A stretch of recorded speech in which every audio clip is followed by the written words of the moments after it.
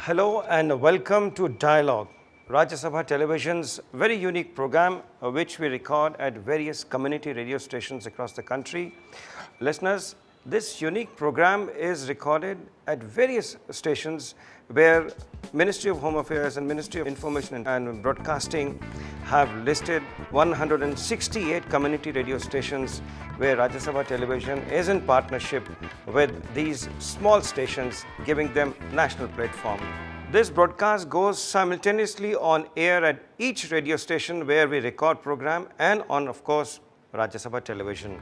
Today we are at the Jagannath Institute of Management Studies community radio station 96.9 megahertz, which is situated at Rohini's West Delhi outfit. Today we are discussing privatization of education, and listeners, we have a very distinguished panel. To my immediate right is Professor Deepak Pental, who has been Vice Chancellor of Delhi University, a famous educationist. Professor Saab, welcome to Dialogue. Listeners, we also have a very distinguished visitor, Chairman of the All India Council of Technical Education, Professor S.S. Mantha. Professor Mantha, welcome to the show. Thank you. And of course, we have Mr. Manish Gupta, who is the Chancellor of the Jagannath Institute of Management Studies University, which he operates at various centers. Gentlemen, privatization of education. Professor Pental, I'd like to start first with you. To our listeners, what exactly privatization of education means? We know at school level, various private institutions are there. But tell us something about what does it mean to a listener who would like to take admissions in college after clearing school. Now, state sponsorship is there in schools. Schools are equally handled by various funded bodies. But of late,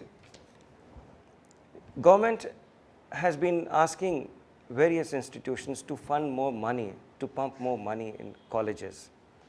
We have a bill which is pending in Parliament where foreign universities would like to operate their centers here. Tell us something about what would you like to say, how the privatization of education in higher sector is going, because economy is going very fast. The private education, as we understand in some of the leading American universities, is basically philanthropy model, and the federal grants are available to those universities. Like when they do research, all federal government grants are open to these universities to compete and get. We have not still settled down, in my belief, to what kind of model we want. We are still in the experimental stage. We are experimenting. We are trying to meet the immediate demands and needs. But I think they should, every society which has great aspirations must move towards long-term vision, how we are going to sustain it, how we are going to sustain private education, how we are going to bring more criticality into public funded education. I think these questions are still, and what perhaps we are very good at is starting all kind of things. And I think there is necessity to start new things also, but to consolidate on what we already have. Too much of experimentation is going on. Is that what you? I think so. I think sometimes I feel we have kind of a system where, which is like a Karol Bagh market, you know, the bullion merchant is also there, the Golgappa wala is also there. So things need to be a little bit made more transparent, what is happening. Quality assurance, quality control. Assurance, Here yes. I would like to bring in Professor Mantha, whom I had described in the past as a policeman, as an inspector of quality education in the country. I hope I'm not wrong and off the mark. Professor Pental has raised a very valid point. How to control this unorganized mushrooming? How do you do this? First of all, privatization in technical education space has consolidated to some extent. We need to look at the GER, gross enrollment ratio, which is pretty low in this country compared to the average figures we have for other countries. It varies between 18, 20 in this country.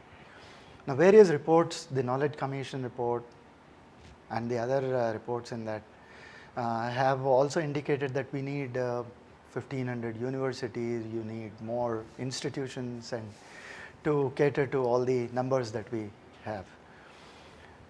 And it's also a fact that almost 20 million students who pass the grade between 10th, 11th, 12th and get into some kind of college for further education, it's also a fact that as large as a number as that would also be dropping out between 10th, 11th and 12th. Okay. And we need to provide for that. If you look at a hypothetical case, if in one particular year we allow these 20 million also to pass out, okay, in addition to the 20 million who go pass the grade, then probably there would be a situation where you won't find an institution to accommodate them. So you need a large number of institutions, you need a large number of large investment into the process and so on. So when you look at the investment that is required, I won't, probably it's not correct to say that government would be in a position to fund all Here that comes the investment private that is sector. required. Therefore, you need a private sector. Yeah. In technical education, what has happened is in the last 10 years, a lot of private initiatives have happened. Some of them very, very good initiatives.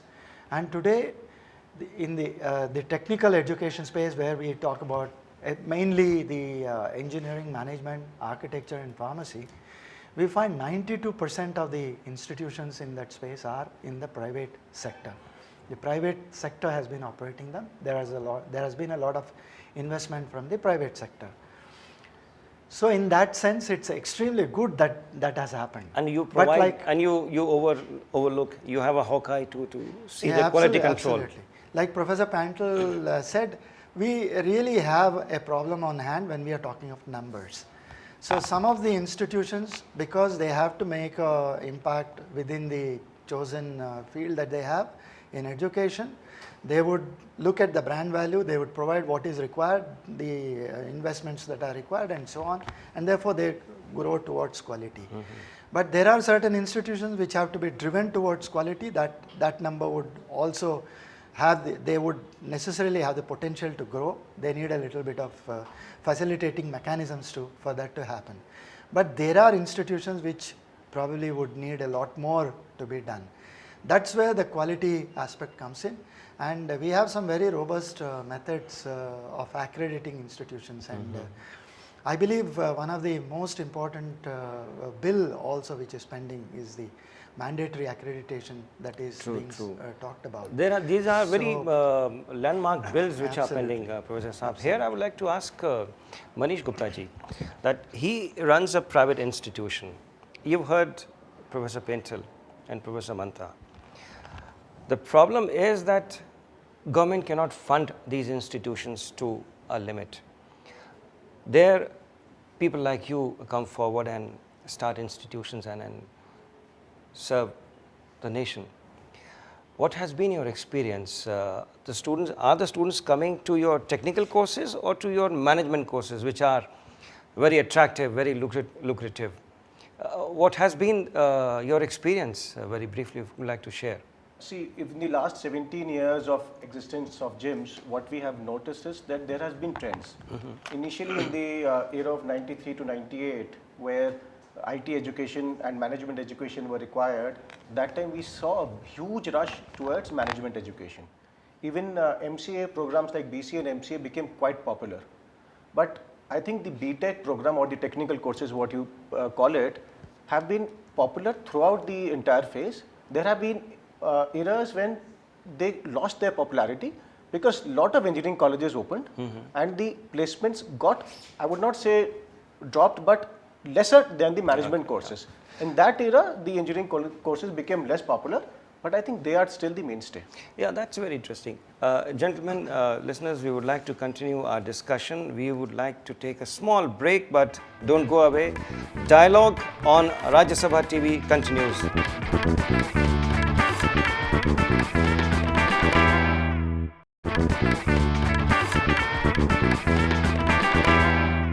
Welcome back. This is Dialogue. You are with Rajya Sabha Television. Today we are at Jim's community radio station at Rohini, West Delhi, 96.9 megahertz. And today's discussion is, of course, on privatization of education.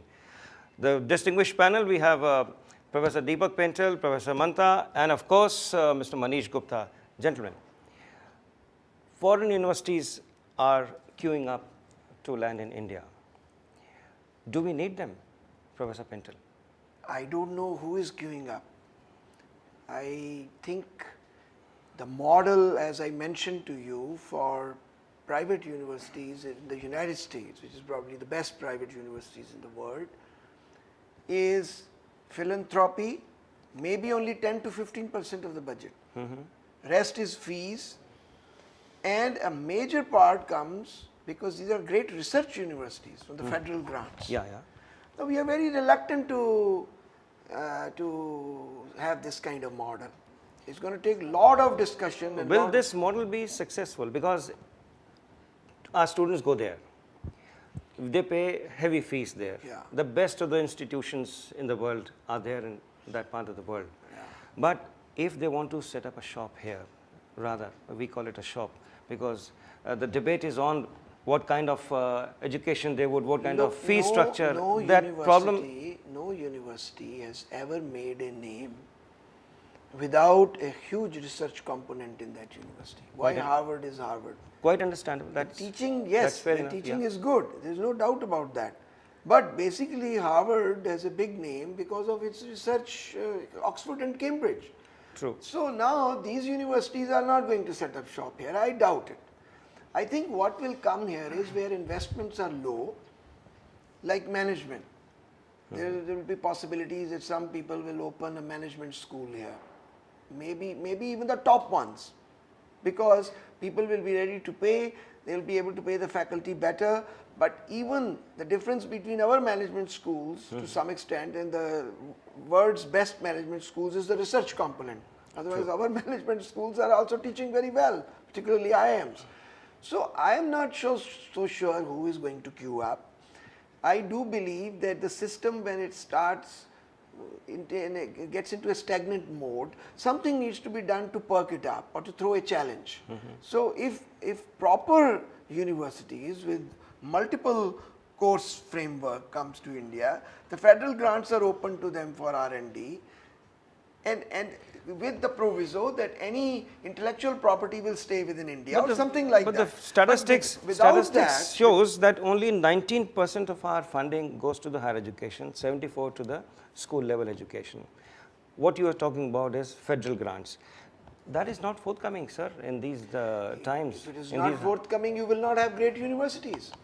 Because you have a look at how Japan, Korea and Singapore and China are building great universities and great institutions because they are putting a lot of research efforts into it.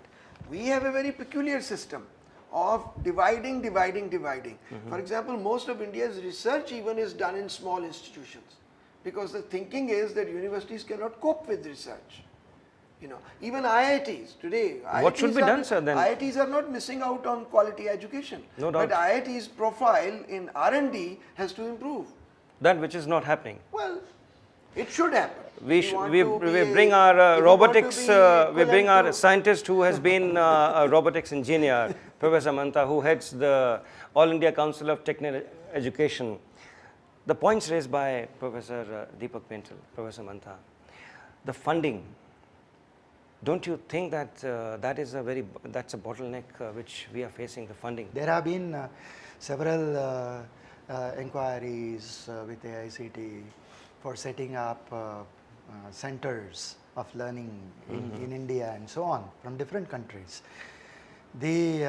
However, what we find is not so much as setting up a Stanford here, but what is really required, and the inquiries are more focused on that, are setting up collaborative programs and they are twinning programs. Okay. What it means is a part of the time of the entire period of the course is spent in the foreign university, a part of the time is spent here, and a degree is awarded in the foreign country. So you have best of both the worlds for as far as a student is concerned. But this And legislation that's is what stuck up should happen. at the lawmakers' table. That is not passed as yet. No. The setting up of an institution in India is something that is pending. The collaborative programs is on. We have already approved about 10 to 12 collaborative programs. Okay. And many of them like in management programs, because probably the investments required are low compared to the other disciplines. But what we would want to facilitate is the twinning programs, which and we are also exploring one more option of bringing in the academic bodies of the two universities identified in the foreign country and here, bringing the academic bodies together, creating a common curriculum, and which is acceptable to both of them in Will this solve fields. your query? That will this help in that way? Look, I still insist, all I am seeing is fragmentation, not the global concepts of good universities and good institutions. We can say that this is the reality, like we do not have enough money to put in. We want privatization, there's nothing wrong as long as good practices are followed, good practices that they are being followed are monitored, and also federal grants are made to these institutions where, like in his institution, there's a good faculty, they want to do a project, but no, this is a private institution. So we are not eligible for that. So where does that extra element come in? We asked Mr. Gupta. Yeah, please. That the funding problem. If you are approached by a foreign big institution to have a collaborative program, would you go ahead and would you establish that here? See, we have been approached by a lot of universities in the past few years where they want to run the twinning programs, as Professor Mantar has just mentioned. See, we have to be very clear in our mind that if we have curriculum which is not better than those universities, we look for collaborations. If our curriculum and our faculty level is already above their curriculum and faculty level, there is no need for collaboration. See, the reason why we look for foreign collaborations is that we need certain new things, new elements to be added, which our children need to be exposed to. Our faculty needs to be sent abroad. See, there might be a lot of, I would say, problems in initial stages, that some of the faculty which go there might not be able to adjust in the environment, or there might be certain other issues. But we need to make a start, because unless and until we get the international exposure for a lot many people, see, today only a few people in the country have exposures of foreign universities. Once the general faculty or the students start going in, they see what is happening there, or their students and their faculty come into India, I think this should start. See, research, sir has rightly said that, Professor Pentel, that it needs to start. We are all along with research, but to make a start, let them come in, let them also feel the waters, what we have, our faculty goes outside, let's start. If there is a problem, AICT, UGC, all regulatory bodies are always there, they can tell us how to move forward.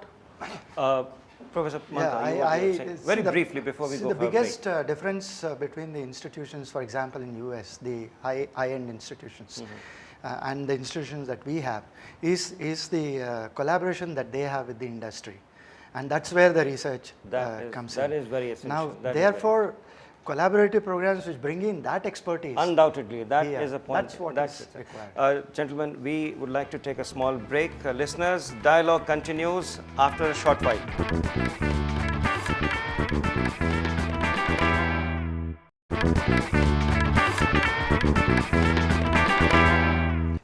Welcome back to Dialogue. Dialogue is a very unique program initiated by the Rajya Sabha TV across the community radio stations in the country. Today we are at Jim's community radio station at Rohini. And gentlemen, we are discussing privatization of education. Professor Pentel, you have been opposing this privatization in the higher education, and you want more government money, more federal grants, more public funded institutions. Have you been successful in your? No, I believe that private institutions can also do very well, provided at the national level we say that if they are following good practices and if they are doing everything right, we are going to support them. I am seeking support for the good ones. I am seeking more support for the IITs of the country. I am seeking more support for everyone which is following good practices and is moving forward in education. How do you bring in quality? You have to create some parameters and say, look, you are doing very well, you are educating the students very well, you are revising your courses, you are following the practices which are followed in all good institutions. Monitoring is what you want. And I want to say one more thing. And then raising the bars I of- think the most important bill, which unfortunately, which I personally believe is sad for the country that is not going through, is the NCHER. Both the Knowledge Commission and the Yashpal Committee, and which represents more economically liberal point of view and little left of center view from Professor Yashpal's committee. Yeah. Both have said, try to bring in, the liberal atmosphere of a university, try to do more research, and they have also recommended that there should be a body which should be looking at the overall scene of education. A regulatory body. I personally feel that fragmentation of education is a bad model. I mean, that's my, True. I have no economics to give to you how that fragmentation is hurting us. But having little schools here and there below threshold is not really a good idea, because the students are not getting exposed to a Point wider taken, sir. horizon. Point very well taken, sir. What Professor Pentel is saying, you agree Yeah, I with mean, him? At a conceptual level, I do agree with Professor Pentel. But we need to understand that this country has huge numbers. Access is extremely important. So the aspirations would always be there of the children to get into the best of the schools. You have to get balance into- the access, So the therefore- access of the rich and access of the poor. Both. So therefore, what happens is you in every system you would have very good institutions. You would have institutions which have the potential to make that bar, and you would have institutions which need to be monitored. But So monitoring is what Professor Pentel has been telling us all this monitoring, while. That would happen. controller, Yeah. you are controlling the technical institutions across the country, and for the next 3 to 5 years you will be there at the helm of the affairs. What happens to the rest of the institutes? No, that's where the other bill that we were talking about, the accreditation bill. Yeah. I think that has a lot of potential to. Both of you gentlemen, I hope, implemented. must have been you represented yourself before the standing committees, and your comments must be there. What did you said? No, we have said the same thing. I mean, there is nothing that short circuits any process. You need to debate it out, and our views are very, very clear. We need a mandatory accreditation to improve quality. There's no saying that you can go away from that. Manish Gupta ji, you will be in a tough position to comply to these accreditation standards, and then you will be hard pressed once all these parameters come into force. You always maintain a very high standard in your institutes. Do you still see scope for more tougher measures from the government, or you want to be left alone to decide? What system you would like to prefer? See, there are certain areas which need to be monitored. As far as accreditation is concerned or quality control is concerned, I think that aspect should definitely be looked by the government, because there have been certain cases where if left alone, things have gone slightly haywire. So as far as quality control is concerned, I think government definitely needs to play a very active role. Some of the suggestions what we have also made, that why not one of the IIMs adopt 5 management schools, or one of the IITs adopt 10 engineering colleges, so that the faculty, if they can go from the IIMs or the IITs and stay in these colleges which have just come up, they can definitely improve the faculty standards, and the curriculum also can be slowly improved. As far as National Board of Accreditation, which is the current body which does the accreditation for the courses, see, we have already taken accreditation for 2 of our programs.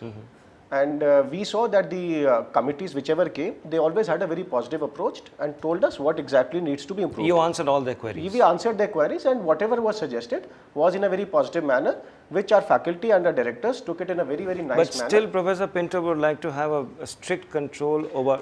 You see, in certain areas, you have to control. I agree with him. That is the educational standards. I am going beyond. I am saying help them by opening the research grants to these private institutions that is not once they make it and once they are up to the mark. Exactly. So set high Who decides the standard. mark? Who decides that they have You reached see, up to the mark? look, this is always done by some sensible people True. who will say these are the benchmarks. I mean, I do believe that there is that much talent available in the country to at Of least course, decide yeah. on what are the benchmarks. If people work with an open mind and with their focus on education and not on other considerations. If there are other considerations, you can always, shortchange the system. So I think there is enough talent available in the country to know what is good and what is bad. The institutions have to develop more desire to accept. This is another thing which is missing even in the public domain. Why, for example, in the public domain, for those who can pay, we are keeping the fees so low?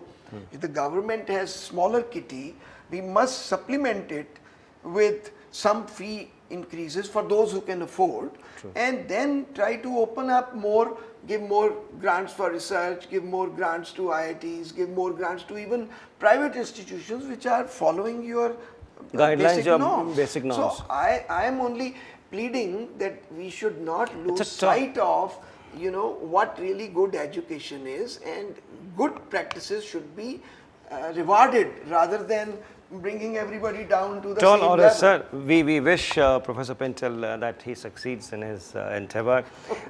Professor Mantha, Professor Mr. Mantha Gupta. can do much more than I can do. Thank you, gentlemen. Thank you. It has been a very, very enjoyable and fruitful dialogue. Dialogue continues. In our next episode, we'll be with a new gentleman panel. Till then, thank you. Bye-bye. Have a nice day, sir. Thank you. Thank you. Thank